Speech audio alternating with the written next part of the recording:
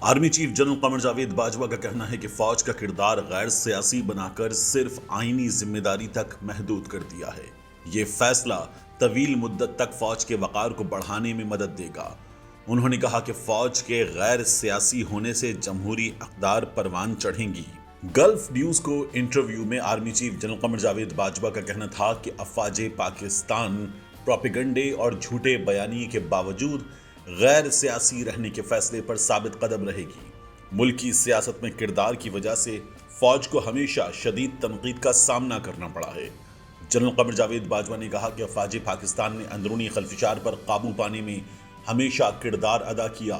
افواج پاکستان نے بذریعہ عسکری سفارتکاری عالمی سیاست میں توازن قائم رکھا۔